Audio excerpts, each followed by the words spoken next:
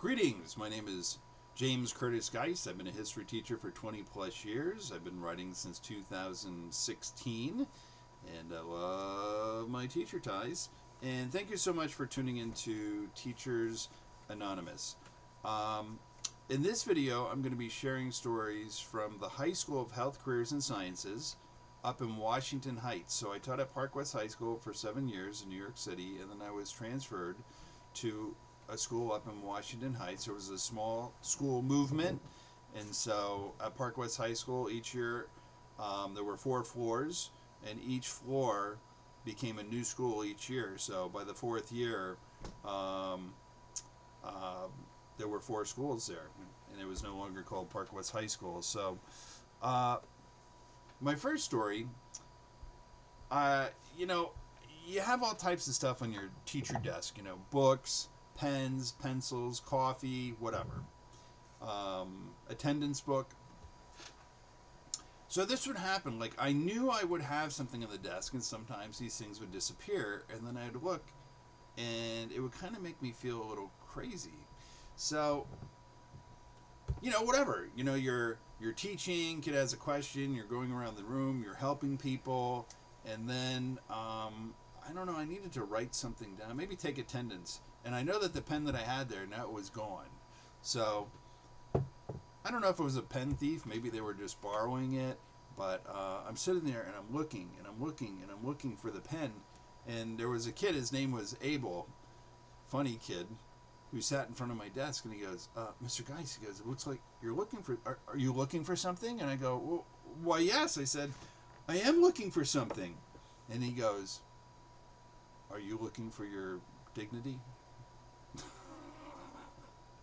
And wow, that's something I never, that's really funny. Yeah, looking for my dignity. And then he went like this. He held up the pen. He goes, are you looking for this? And what am I going to do? I just had to laugh. And, I got other pens in my desk, but like I said, that stuff could make you crazy. Another story.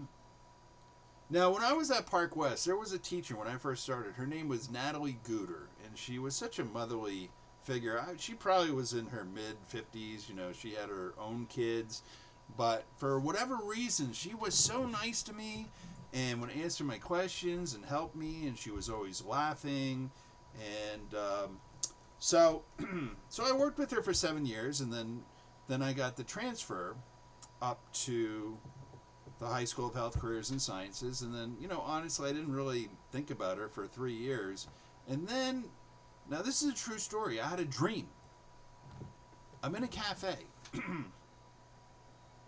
And in walks Natalie Gooder. And she goes, hi, Jim.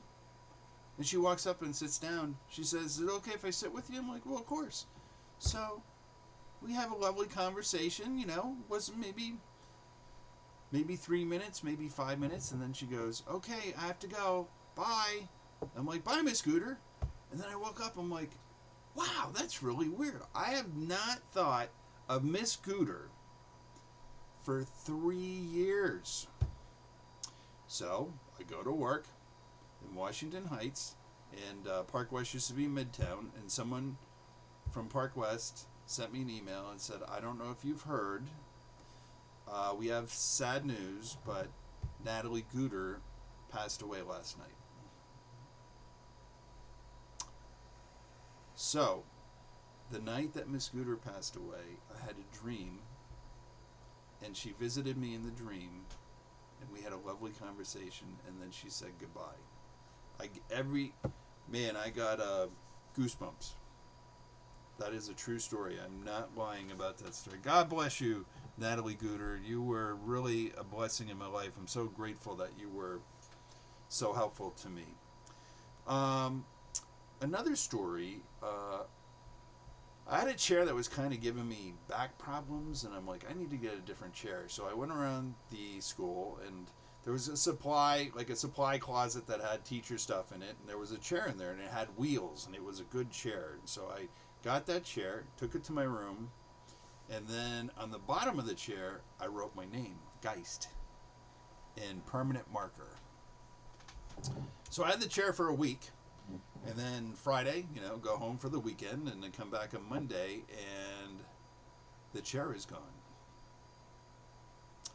I'm like, okay. So they replaced it with another chair, but the other chair was a nice chair. So I begin going around from room to room trying to find this chair. You know, it had wheels on it. So if the chair had wheels, I picked it up to see if my name was there. Well, sure enough, I walk into this AP's office, and he was the AP of Science. He was a nice guy. But he had his desk, and then there was a desk for the teachers where there were 4 chairs, and they were chairs with wheels. So I started picking up the chairs and looking. He goes, "Excuse me, can I help you?" I said, I'm just looking for a chair. And then look at the second chair, third chair, fourth chair I pick up, and there's Geist. And I go, "Oh," I said, "I found it." I go, "I found my chair." I'm like, "I'm going to take it back to my room." I said, "My chair was here." I said, "Friday." I said, and then it disappeared, and somehow, I don't know how it got in your room. I said, "But that's my chair." And he gave me a sheepish look, and I got my chair back. So that's my chair story.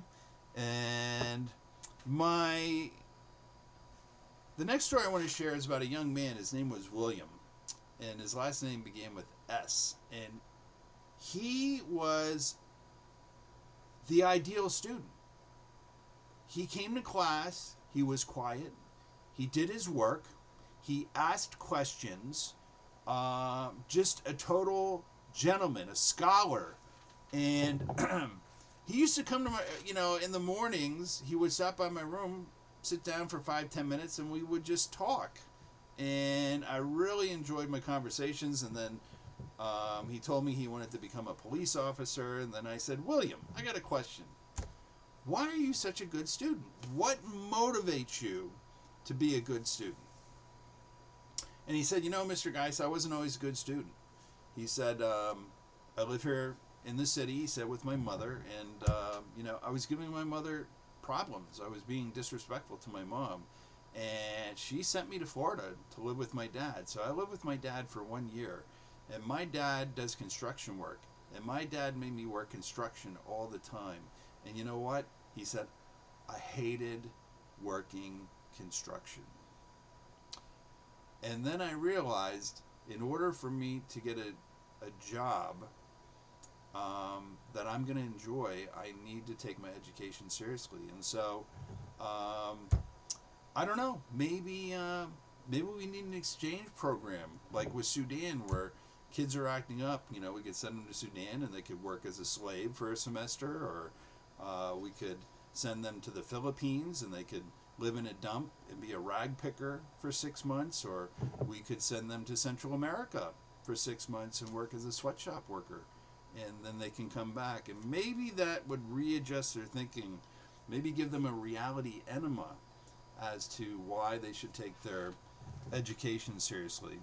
And my last story I'm going to share is a gun story. So I'm teaching class this particular year. I believe it was about 2011.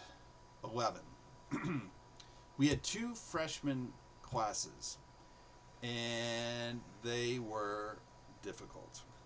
So I'm teaching, and there was a young man, I believe his name was Andrew. He used to sit in front of my desk. And in the middle of class, because there were just constant interruptions, and they were loud, and all of a sudden I hear Andrew in a low voice say, "I'm bringing a gun to school tomorrow, and I'm shooting up this class." I heard him. But I pretended like I didn't hear him, and I'm like, well, I'm going to talk with him at the end of class. And as a state reporter, I have to report these kind of things. So I have to tell a counselor or an administrator what I heard.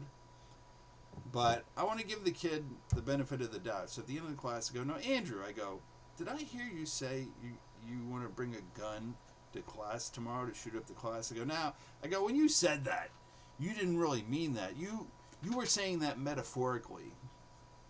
And he goes, "No, Mr. Geist," he goes, "I hate this class." He said, "They're so immature and rude." He said that I'm bringing a gun and I'm shooting this class up. So I went to the counselor's office and reported it, and then it was, I think, like fifth period, so we had three more periods. So they were able to speak with him. They were able to call a parent in, talk him down. But yeah, I mean, Columbine happened in 1999, and here it is, 2011, and I have a young man talking about bringing in a pew pew. So, woo, that was a true story. So yeah, that's these are stories about the life of this teacher. So God bless you, all humans and ETs. All my books are on Amazon, and thank you so much for listening.